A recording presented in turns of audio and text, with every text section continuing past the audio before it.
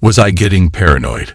I had been wondering about that for a while now, and I still didn't have a definitive answer.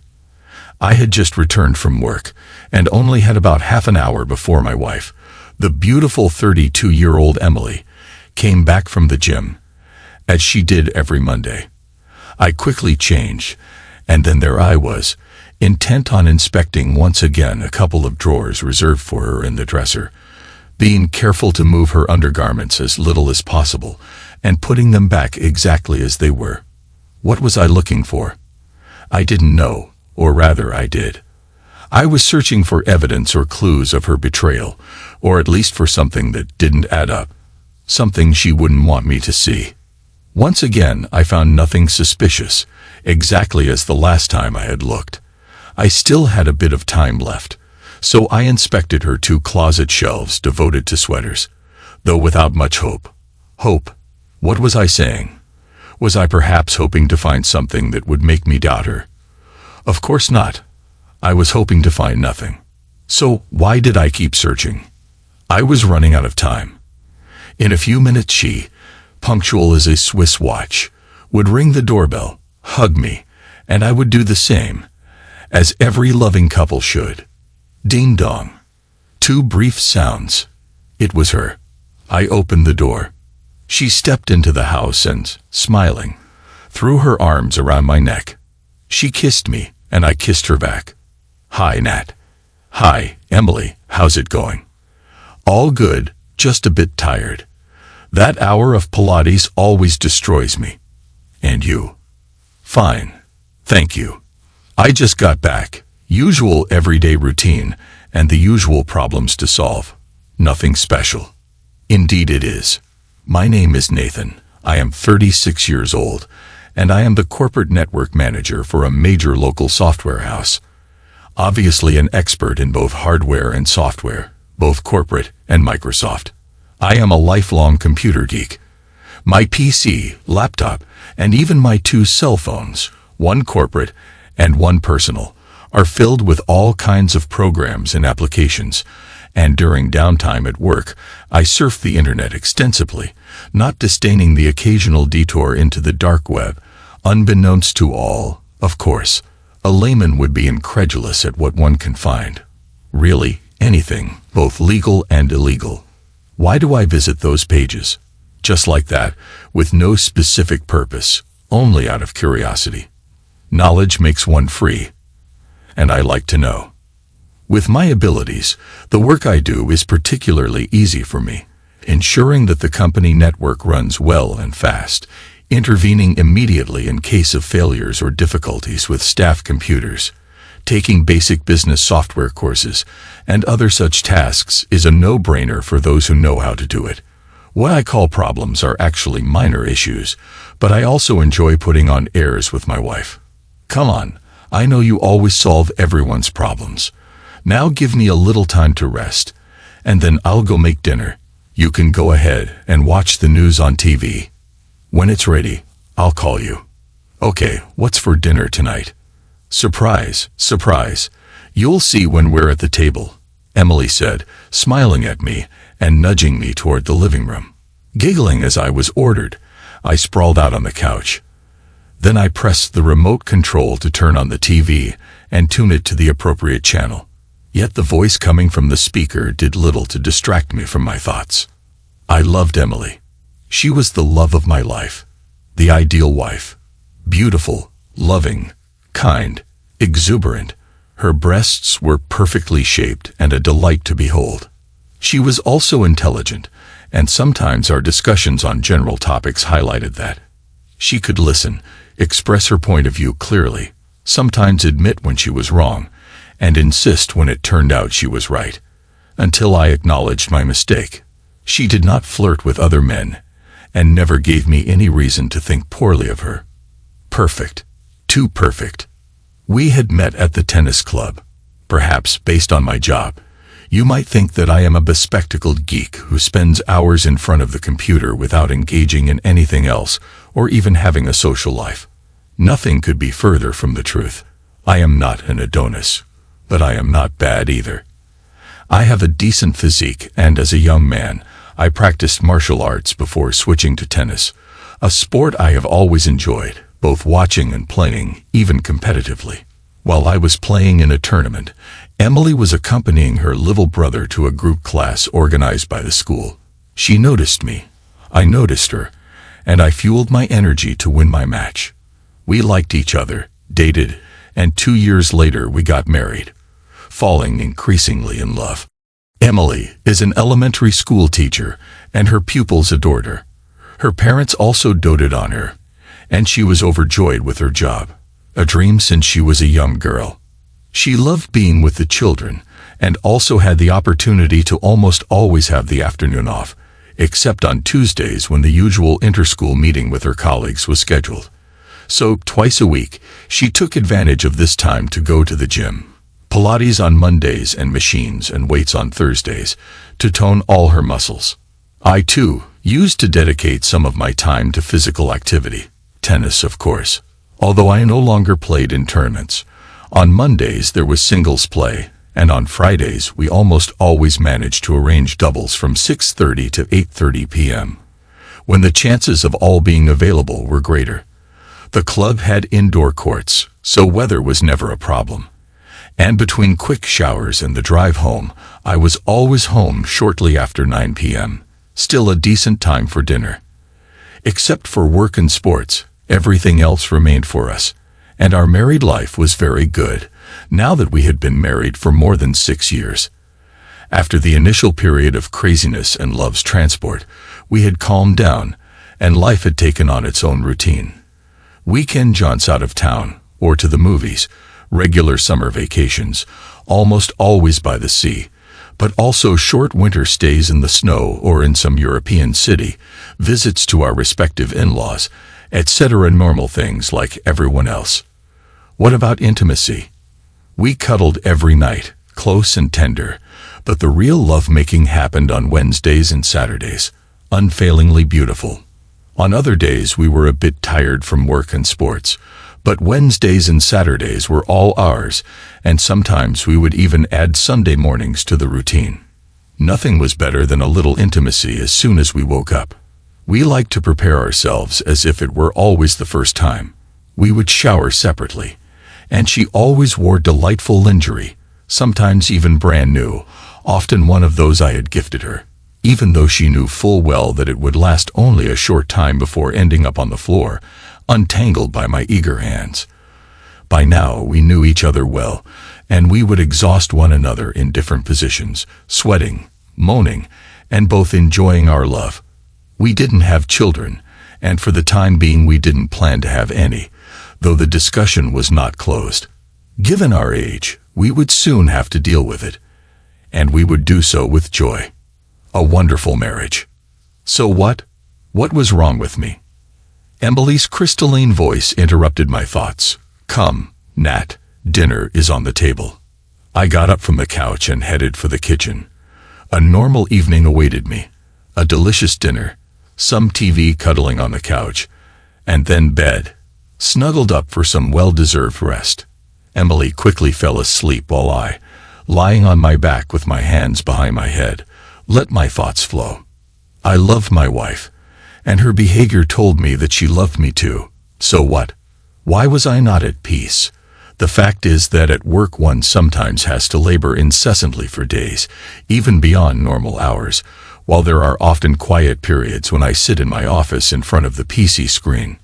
I often use this time to catch up, which is absolutely necessary at night, but sometimes I wander freely on the internet, even amusing myself with some adult movies, and lately I had discovered a site full of erotic stories, some very funny and spicy. In particular, there was a section devoted to cheating, and I had become educated about the behavior of women who betray their partners, particularly the signs the cheater leaves behind.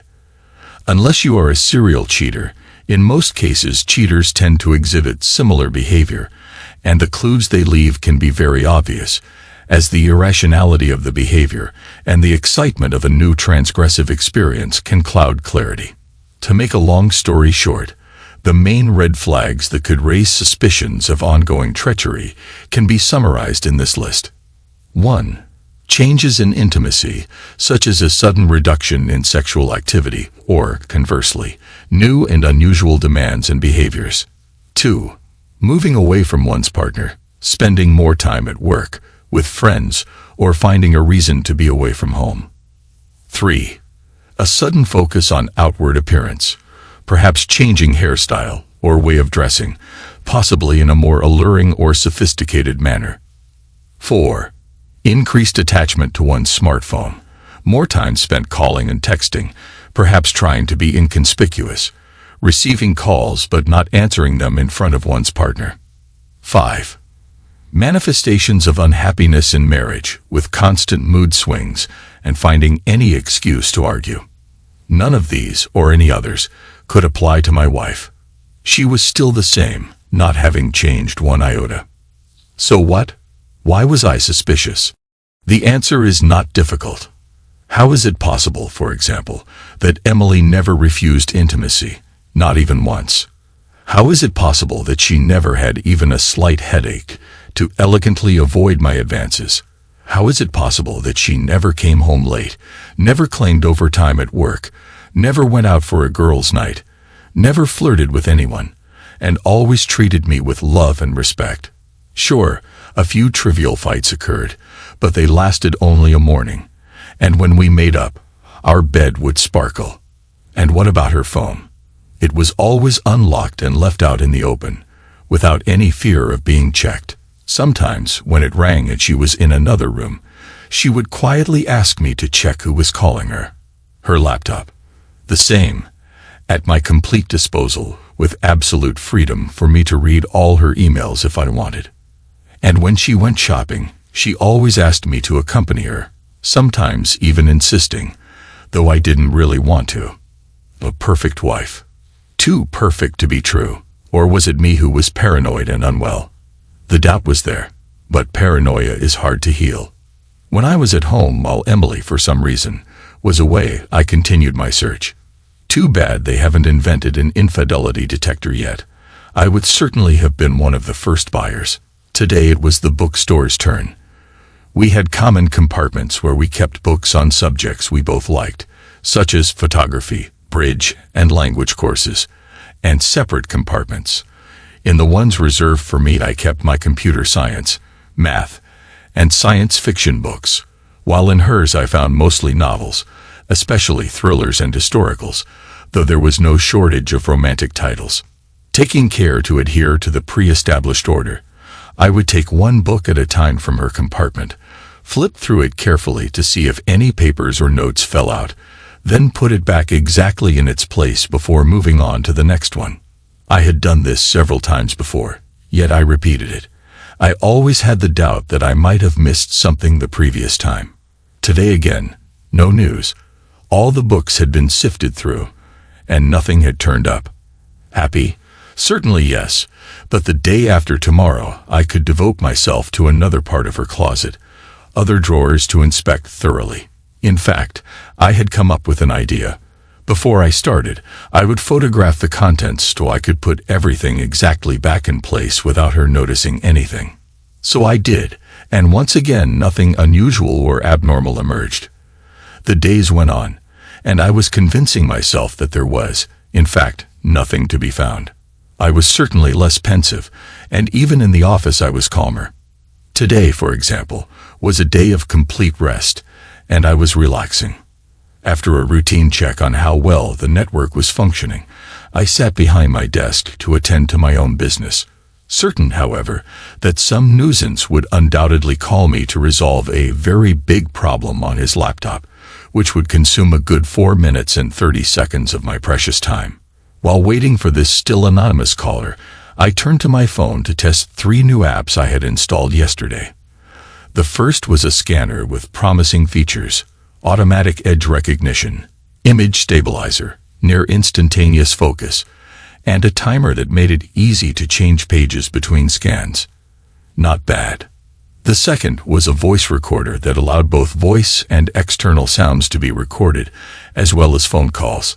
Its notable features included automatic activation upon sound detection, background operation without anything appearing on the screen, and the ability to stream and save recordings to the cloud for convenient replay later. The third was an application for remote surveillance of public or private cameras with interesting functions: recording sound, a motion detector feature, and even face detection. I was trying out the first app when my cell phone rang. I looked at the calling number and gave myself a wry little smile. Murphy's Law had struck again. Here was the occasional nuisance caller, but I would have forgiven him. He was one of the nicest and only called when necessary. "Hi Bob, is there a problem?" "Yes, Nat. Sorry to bother you, but the laptop has a problem. I'm not getting the desktop. Instead, there's a black screen with white writing. I don't want to mess something up by doing something strange. Could you come and take a look?" "Sure, Bob. At the moment I'm free. I'll be right there." "Thanks, Nat. I'll wait for you." Its malfunction was quite common and, fortunately, often easily solved.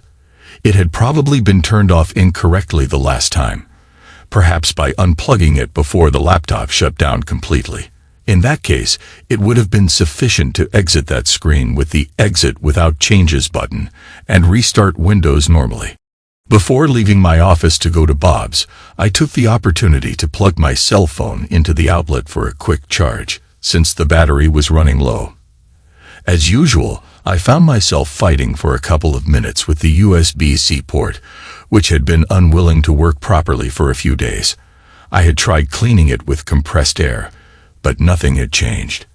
At the end of the workday, I promised myself I would take the phone in for service to have the port changed. I could have even done it myself, but I did not want to lose the warranty. Besides, the store was conveniently close to home. I came home at the usual time, and as soon as I had time to set down the bag with the laptop, Emily appeared, smiling, and we kissed.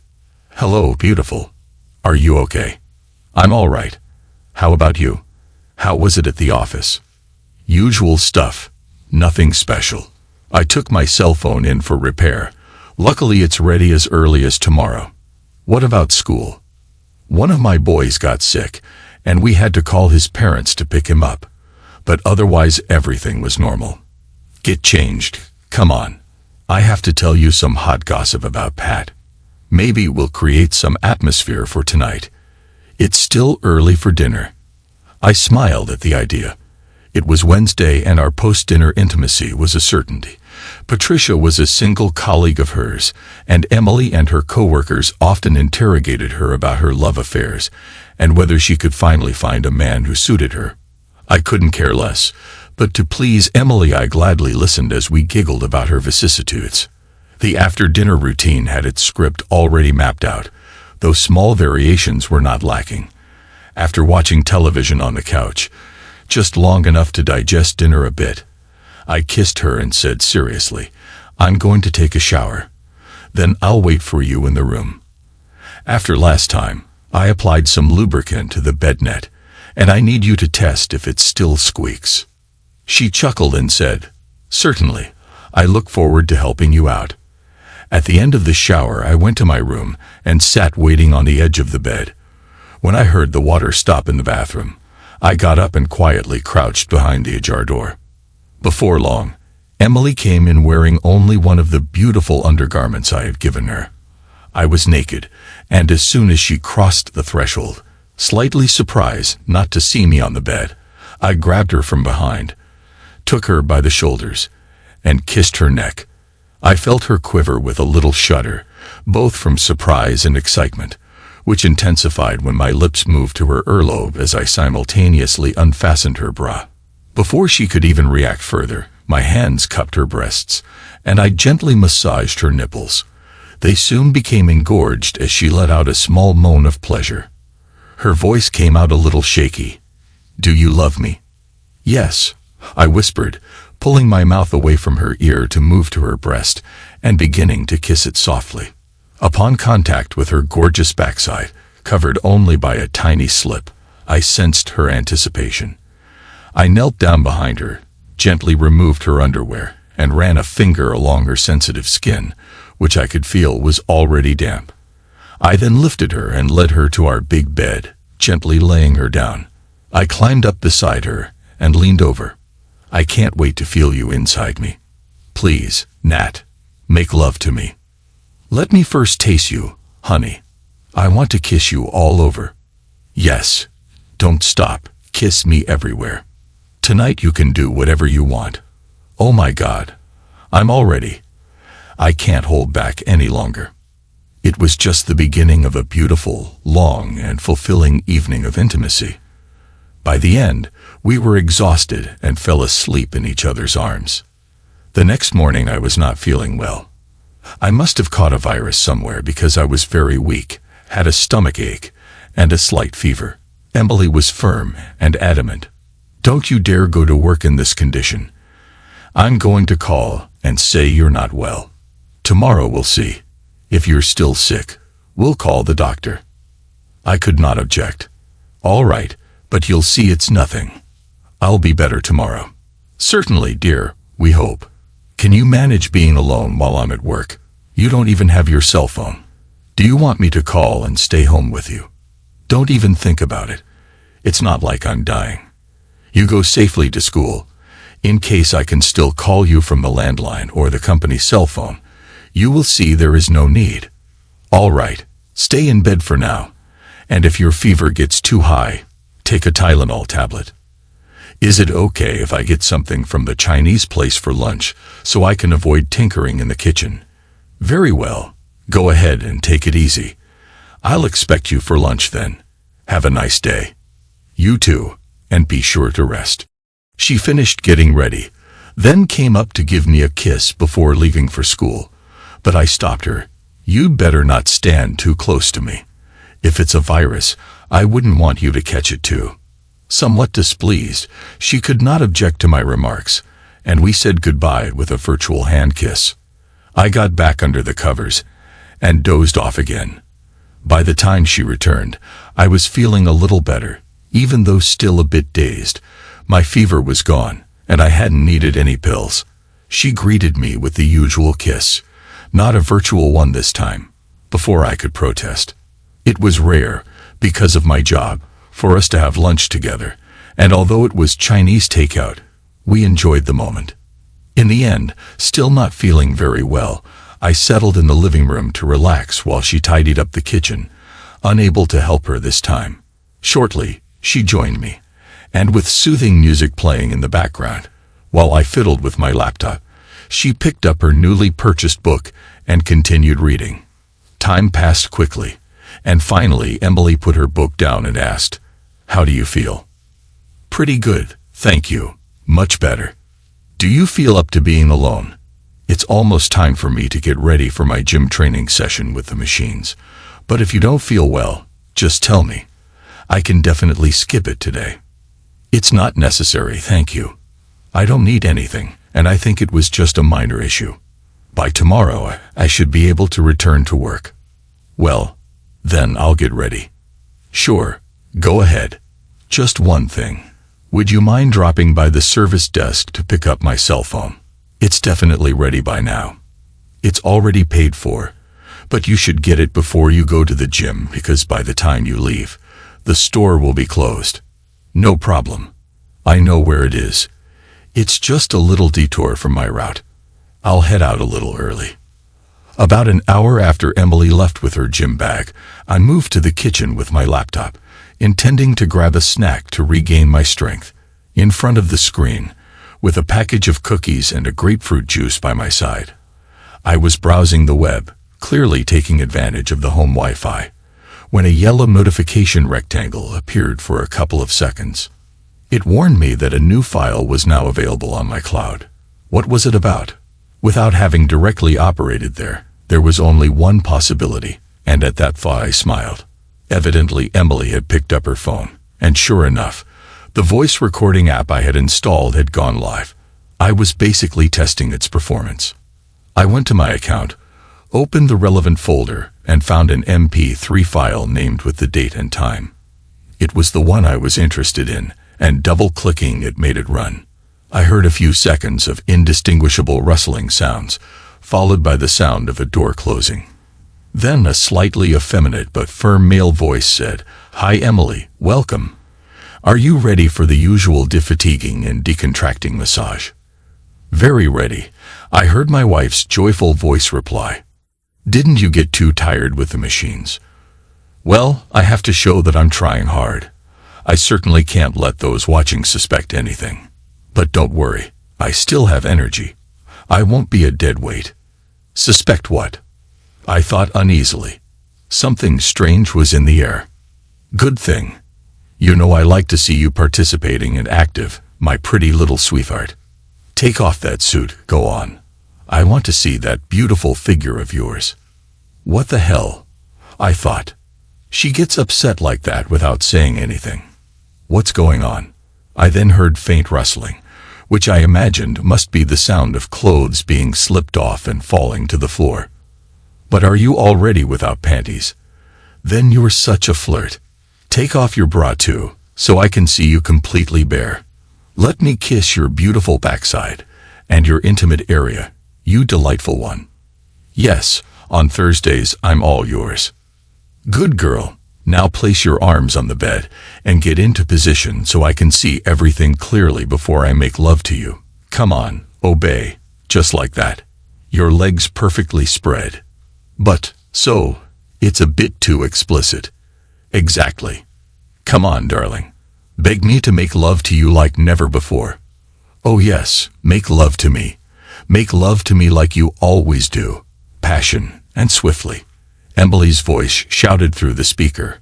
"Ah." Then the voices fell silent, and I heard the unmistakable sounds of passionate lovemaking. Surprise, astonishment, disbelief, anger, a desire to smash everything, maybe even to kill. Were these my feelings at the time? No, none of these. Only a sense of emptiness, heavy and frightening. I felt as if I were engulfed in a chasm. I was short of breath, my heart barely beating, and my eyes averted. But immediately I closed them, took my head in my hands, and burst into tears. My marriage was over. My life would never be the same again. The laptop resumed spitting out voices, but I could no longer hear them. My ears were ringing, worse than severe tinnitus, and my regular breathing was slow to return. I felt like a zombie. Was I a weak man to cry like that? Crying at funerals is not considered weakness, and I was crying for the funeral of my marriage. It didn't last very long. I began to breathe again, lifted my head, and wiped my tears away. I returned with the mouse to the audio window, replayed the recording from the beginning, and listened to it in full this time. The intercourse lasted a good half hour, amidst screams, moans, interrupted sentences, and several moments of intense pleasure.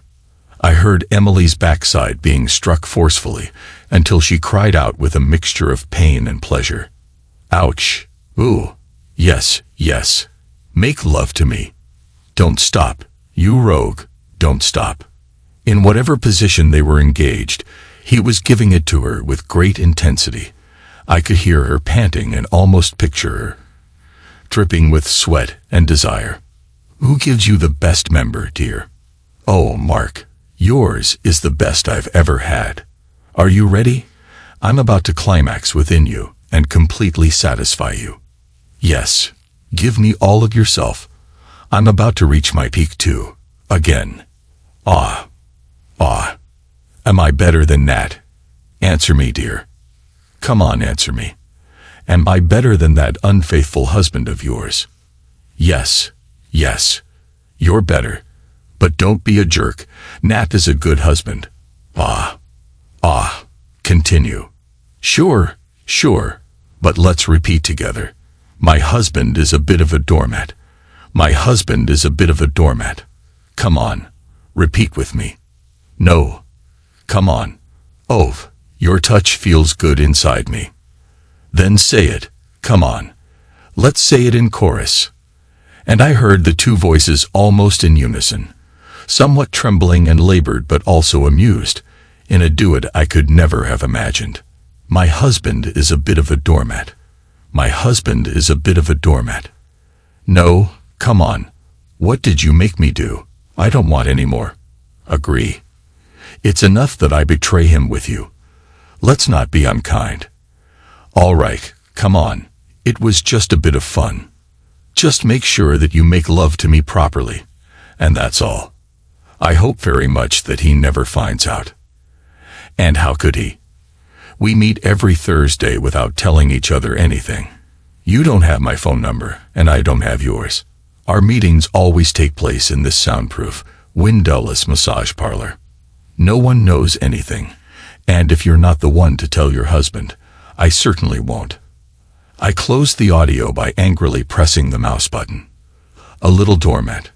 If there had ever been any chance of forgiveness and saving the marriage, it melted away like snow in the sun. A betrayal dictated by a moment's passion would have almost no chance of forgiveness and reconciliation, and a betrayal characterized by humiliation and disrespect would have no chance at all. My marriage was over, and the culprits would pay. Going to counseling and trying to save the marriage. What on earth is counseling for? Only to try to make the innocent look like the ones at fault. Save the marriage. As Carl Gustav Jung wrote, let fall what wants to fall. If you hold it back, it will drag you with it. Divorce? Definitely yes, but certainly not immediate. Oh no, not even considering it. The current laws, driven by boorish, hysterical, selfish, frustrated, and extremist feminists, have unfortunately been enacted by inept, submissive, and weak male politicians eager to please and not lose electoral support from women.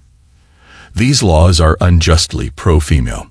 Even in cases of proven infidelity, women receive a 50/50 division of all assets, rights to the house, primary custody of any children, generous maintenance until they find a job, which of course, they rarely do, and exorbitant child support, where financial well-being always takes precedence over the dignity of the offended, betrayed, and humiliated person.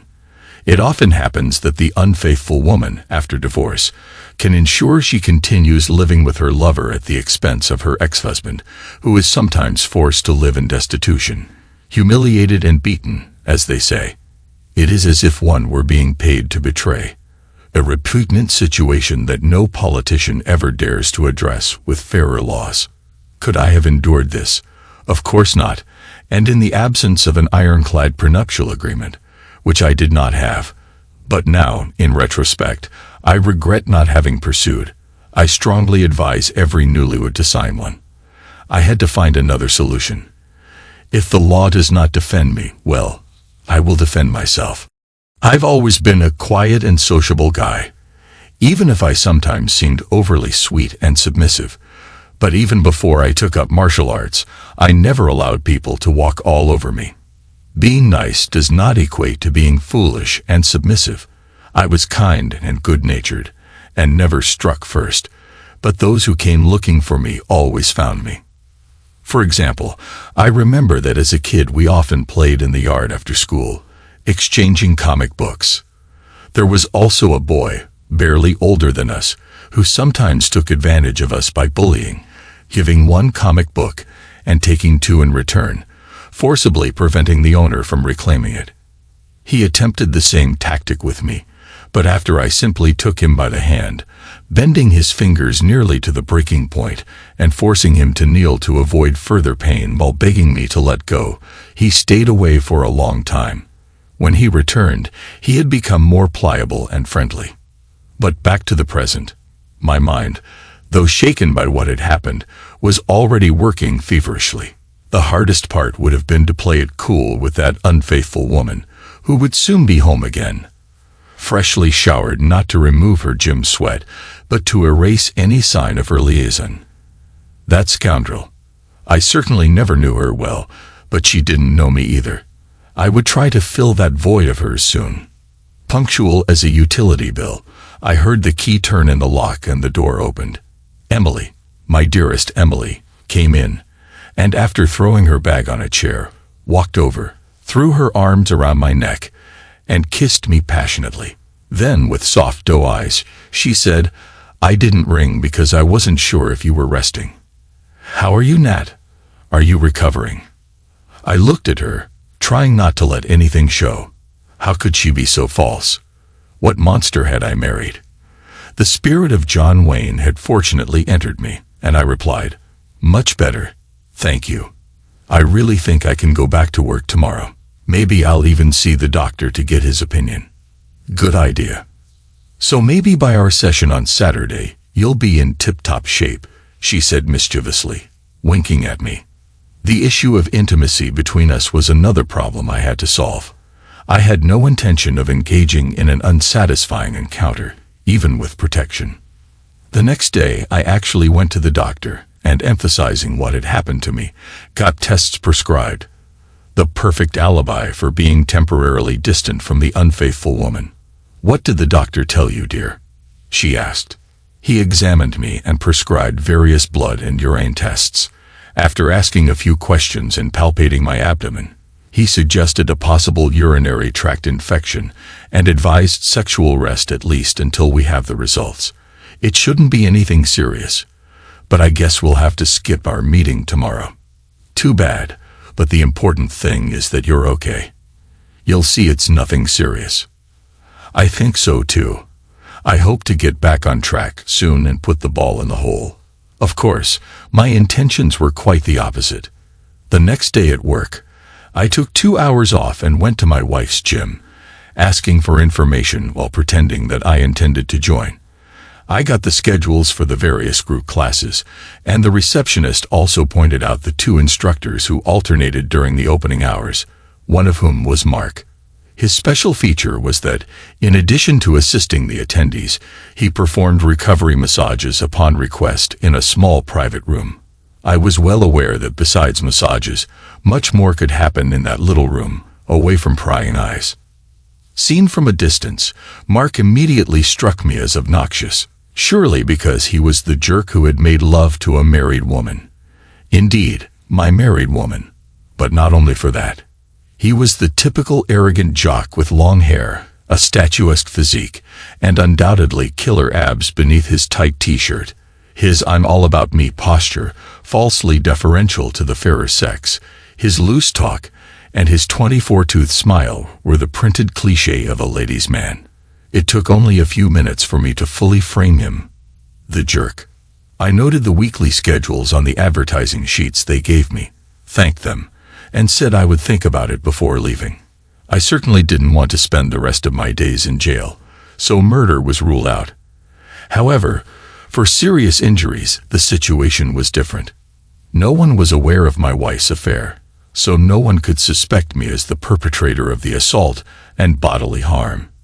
The expected sentence was 4 to 6 years, even if I were discovered, which was highly unlikely, with obvious mitigating factors for the shock I had suffered, good behavior, and a couple of good lawyers. I would have gotten away with only a couple of years in prison before moving on to probation. It was a calculated risk I could take. On Saturday and Sunday, for a couple of hours each day in front of my laptop, I dedicated myself to research on the dark web. My previous experience enabled me, in a short time, to find exactly what I was looking for, and with 3 Bitcoin deposits, appropriately increased to ensure fast shipping and delivery at an agreed time, I completed the purchase. On Thursday, in strictly confidential packages with no indication of their contents, I was in possession of everything I needed, having bought a 4th item from a household goods store on the other side of town. The previous Monday, I had taken 2 additional hours off from the office, where no one objected given my illness. At the end of Mark's morning shift, I went outside the gym, waited for him. And since he did not know me, I followed him on foot until I spotted his car parked not far away, taking note of the license plate. On Tuesday, with Mark still on the morning shift, I arrived a little before his exit to locate his parking lot and sat in my car, ready to follow him and locate his residence. It was quick and easy because he parked a few miles away and then slipped into a doorway. I couldn't help but smirk.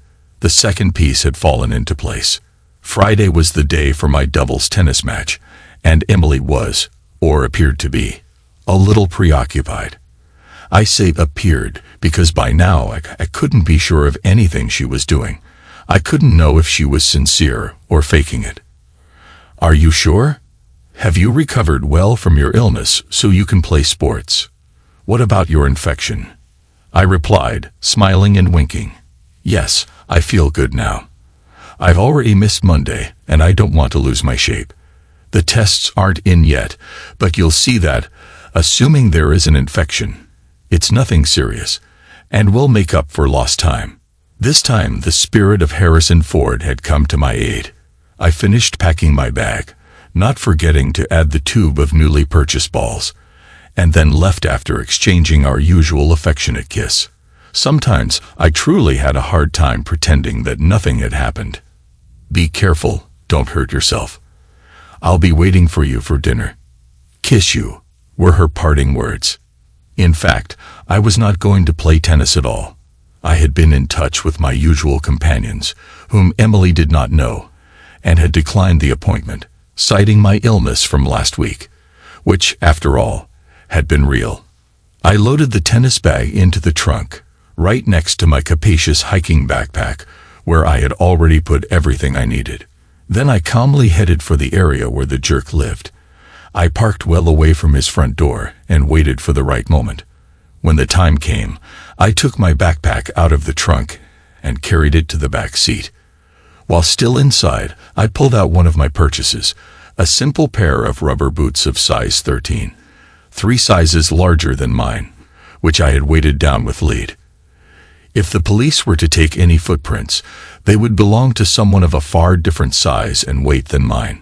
I checked the time and exited the car, carrying my backpack on my shoulder. I was bundled up in a black waterproof down jacket with a hood. Given the season, it was already dark and cold. My attire was absolutely justified. Not a soul was to be seen, and I slowly approached the jerk's residence. It was almost time for his return from the gym, so I stopped behind a parked car, carefully observing the area, hoping that no passers-by or cars would interfere with my plans. I would have to postpone it until next Friday, leaving the two scoundrels with another week of calm before their reckoning. But fate was on my side. The jerk appeared from around the corner, and one last look confirmed that no one else was nearby. I pulled out another innocent item from my backpack, a wooden kitchen rolling pin. As Mark was about to put the key in the door, I leaped out from behind the car and struck him hard on the head, knocking him unconscious and sending him to the ground. Quickly I took from my backpack my dark web purchase, not so innocent this time. A vial of propofol at 2.5 milligrams /, which I swiftly injected into the jerk's arm. Propofol, the most commonly administered drug for inducing general anesthesia, causes ultra-short-acting deep sedation. Its onset is about 30 seconds, lasting for 5 minutes. For the next 5 minutes, the jerk would be at my mercy. He wouldn't feel a thing. But once those 5 minutes passed, of course he would feel. I imagined his screams. Looking around cautiously, with the jerk lying on the ground, I ensured no witnesses were present, and then with the rolling pin, I broke both his knees and both his elbows, struck his hands and feet, fracturing all his fingers. When I finished, I put the rolling pin back in my backpack and retrieved my latest dark web purchase, a simple portable blowtorch, available at any hardware store, but purchased in a way that ensured no shopkeeper could give away any information about it. I turned on the device and immediately a 2800-degree flame was released. I aimed the blowtorch at his genital region, first targeting his primary organ, then his sensitive areas, and once more his primary organ, ensuring thorough damage. After that I got up and walked away from the scene, turning the corner as soon as I could. Trying not to quicken my pace, within a couple of minutes I reached my car, took off my boots, got in, started the engine, and drove away. After a couple of kilometers, near a garbage dumpster, I disposed of the boots and the syringe, while the rolling pin was burned with the blowtorch. I glanced at my watch. It was time to go home after my tennis match. The weekend passed quietly. I could tell from her expression that Emily longed for our usual Saturday intimacy, but at that moment she made no advances. I had gone to pick up my tests, which would be reviewed by the doctor later in the week. I tried to take her out, shopping, dining, and going to the movies, so that she could not hear or read any local news reports. On Monday, we both went to work, and in the afternoon we were busy. Me at tennis and her at the gym for her Pilates class. When she returned, I was already home, lounging on the couch in front of the TV. She was not her usual self. "Hello, Nat," she said as she approached for a kiss, but without her usual enthusiasm. "Hi. What's going on? I see you're looking down. Did you hurt yourself at the gym?" No, I'm fine." "So what? Tell me everything. I can see something is bothering you." "Well, yes. I was told at the gym that one of our instructors had an accident." "An accident? What kind of accident?" "A traffic accident." "No. Actually, I was told that he was attacked. He is now hospitalized." "Attacked? And do they know who did it? What injuries did he sustain?" "Nothing definite is known. I'll call later for updated information." "Well, but why are you so interested in him? What's his name?" "It's not that I'm particularly interested. He was my instructor. I knew him well. His name is Mark." Sure. Well then, keep me informed." Shortly after dinner, Emily picked up her cell phone and made a call, moving to another room so the TV wouldn't drown her voice. But I could clearly hear her words. "Hi, I'm Emily. Any word on Mark?" "What? No. I can't believe it. But how could you do such a thing?" "Yes, I understand. All right, we'll talk again." "No, I don't think I'm coming on Monday." "Okay, bye." I pretended to be interested. In fact, I was genuinely interested. "So what did they tell you?" "Bad news. They butchered him. They broke all his bones, and then, not content, they did something to his nether regions. To his manhood. Don't be vulgar." "I think so. There is no definite news." "Well, if so, the culprit is the butler." "How?" "It's a figure of speech, a typical cliché. If they hit him in the genitals, he might have been the partner of a woman who cheated on him with your instructor. Surely the police will think that way. Do you happen to know any woman who was cheating on her husband with this Mark?" I saw her eyes widen, like a deer caught in headlights. "But no. What are you saying?" Then she immediately turned and walked away, interrupting our informative conversation. The following days were important. I learned that the police had visited the gym and asked questions. Surely they, too, suspected something related to the extramarital activities of some promiscuous woman, and although I remained fairly quiet, there was always the possibility that they might come and ask Emily some questions. That did not happen, a clear sign that her affair had remained hidden from everyone. Only a strange twist of fate had caused me to learn about it, and I gave a bitter little smile, realizing I had not been so paranoid after all. Of course, my sweet little wife was also convinced that I was in the dark, and the thought that I was responsible for what had happened to Mark didn't even cross her mind. After 2 weeks, our daily life resumed almost normally, with my regular tennis. She also resumed her gym routine, partly because otherwise it would have been suspicious.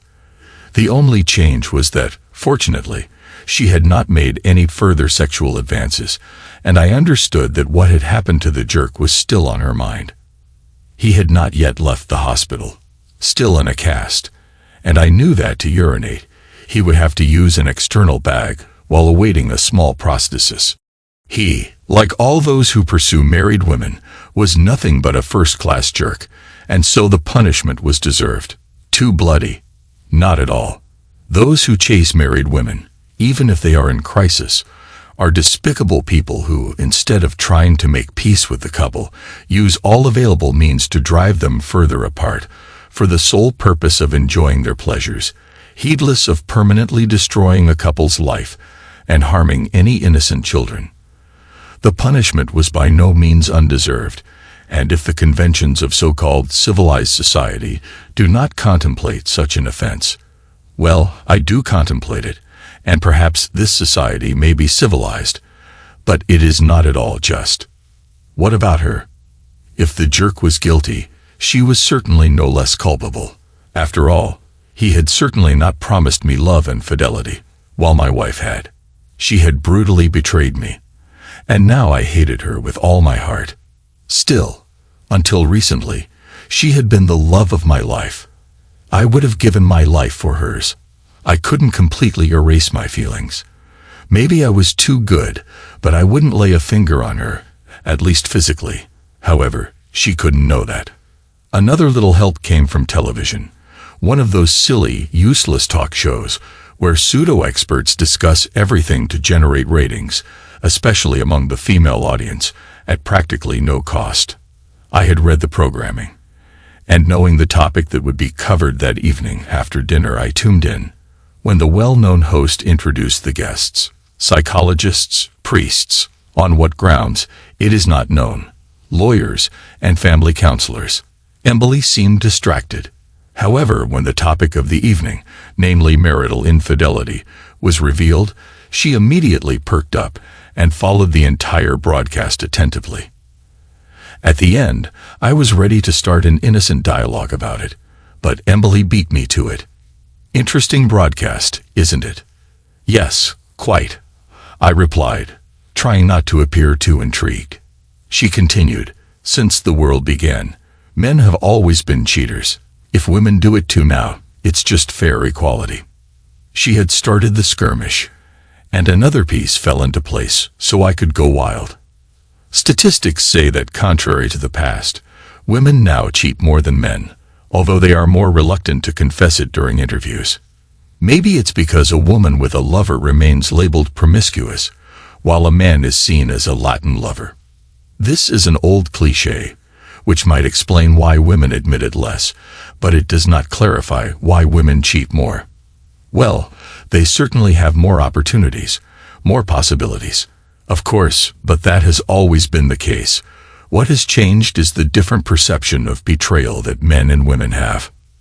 Meaning, whereas in the past a woman who cheated did so generally only when she fell in love with someone else, perhaps even because of a bad marriage, now she also does so to taste the forbidden fruit, for the thrill of adventure, for the sake of making a fool of her husband without getting caught. Perhaps she is sure that even if discovered, she would be forgiven. You can't throw away a marriage for a fling. Here's the thing, and that's why a woman is more willing to forgive infidelity than a man. For her, cheating is, all in all, a minor issue, easily overcome, perhaps with some cheap counseling, while for a man it can represent the end of the entire relationship, built on trust and loyalty. You wouldn't forgive even a little betrayal, Emily said in a slightly trembling voice. I think you should know me by now. Cheating is never a mistake, but a choice. The cheater is a vile, disgusting person. A jerk who creates irreversible damage, heedless of all the sadness, pain, anger, humiliation, frustration, fear, and trauma inflicted on the betrayed. Such a person cannot be forgiven, and I think it should be considered a crime on par with rape. Both create not only physical but also psychological and mental damage, sometimes irreversible. But if she were sincerely repentant and promised not to do it again, couldn't you just forget and forgive her? No, it would utterly disgust me, and I could never be intimate with her again. The idea of engaging with her would sicken me. But if you think about it, there is more, something beyond the act itself, that someone might even pretend to forgive. I say pretend, because deep down one would never truly forgive. You cannot simply erase the memory of your wife being intimate with another. It would haunt you forever. The fundamental issue is this: if a person cheats, you cannot erase the betrayal. You cannot go back. It's not like pressing the del key on a computer. A person who has cheated, whether once, 10 times, or 100 times, becomes a traitor, and that label remains forever. How is it possible to stay next to a betrayer? How can you remain with someone who greets you every morning with "Hello, I love you" before going to work, yet instead goes to lunch with her lover? How can you bear to be with someone who, when she comes home, kisses you as if nothing happened, even though she may have just been intimate with her lover? How can you stand someone as false as Judas? Only someone with a severely damaged mind could tolerate such a woman. Emily paled and said nothing. She quickly got up from the couch, and to hide her nervousness, headed for the kitchen. I am generally not a vengeful person, but her betrayal was clearly bringing out the worst in me. The die was cast, and the next evening, tense and desperate to know my final thoughts, she returned to the subject. You told me yesterday that you would never forgive betrayal. Sure, that's right. And if absolutely hypothetically, you were to find out that I had betrayed you, what would you do? Would you leave? Would you divorce me? Why are you asking me this? It's not that you cheated on me, is it? Absolutely not, she said with conviction, though her eyes betrayed uncertainty. It's just to know. A simple conversation. So let's converse, I thought. Well, in the event that I found out about your cheating, which I hope I never have to consider, a simple 50-50th divorce would be too little for me. So what? First, I would severely injure your lover, and then I would arrange for your demise. Out of the corner of my eye, I saw her pale mouth agape. She was silent for a few seconds, then stammered, My murder. Of course, your murder. If you cheated on me, you wouldn't expect to get away with it, would you? Of course I couldn't do it personally. I would be the prime suspect. I'd contact two well-connected individuals from the underground while ensuring I had a solid alibi for the day the operation was scheduled. I saw her nearly faint. To avoid betraying my feelings with my expression, I turned and headed to the kitchen to get a beer. Then, regaining my composure, I concluded, well, since you never betrayed me, you can rest easy, right? I turned around again so I could sneer freely without being seen. Over the next 2 days, Emily was a shadow of her former self. She spoke in monosyllables, ate little, looked at me suspiciously, flinched at every slight movement, went to bed early, and tossed and turned all night. Surely she was connecting the dots of the hypothetical scenario, and the notion that I had anything to do with the assault on her lover was more than a mere doubt. The possibility that my earlier words had been nothing more than an abstract speech, with no relevance to the actual case, was objectively slim. If so, she must have felt that her life was in danger. I almost felt a little sorry for her, but thinking back to what she had done behind my back, I pressed on with my plan. The next day, at the end of an unusually quiet dinner, with only a few monosyllables exchanged, after finishing the last drop of wine from my glass, I casually said without looking directly at her, "The big boss called me into the office today." What did he want? They organized a refresher course in Mountain View, where people from all over come, each representing a software house, and they chose me to attend. She looked up, watching me intently, then asked, "And when do you have to go?" "I'm leaving in 10 days, and I'll be gone for a week." Pale as a sheet, she uttered no more and, getting up, walked away unsteadily. "I don't feel well. I'm going to bed for a while." Over the next 2 days, it seemed her mind was reeling. She acted erratically, kept as far away from me as possible, and, unable to teach, she took sick days from work. I played with her like cat and mouse. Eventually, not wanting to push too hard, I offered her an escape. As Emily sat on the living room couch, her gaze empty, I walked over and sat next to her. Surprised, she looked at me quizzically, waiting for what I had to say, and she didn't have to wait long. "You know, I thought back to our conversation a few days ago about betrayal within marriage. Have you changed your mind?" she asked with a new light in her eyes. "Not exactly, though. Keep in mind that we're speaking entirely theoretically. It's not that I think you're cheating on me." She lowered her eyes. At that moment, I was sure she realized I was fully aware of her affair. Every doubt vanished. Yet she did not have the courage to confess. She knew me well, but after what I had said, she understood she would not be forgiven.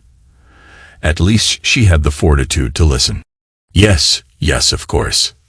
Well, I was saying that I haven't changed my opinion.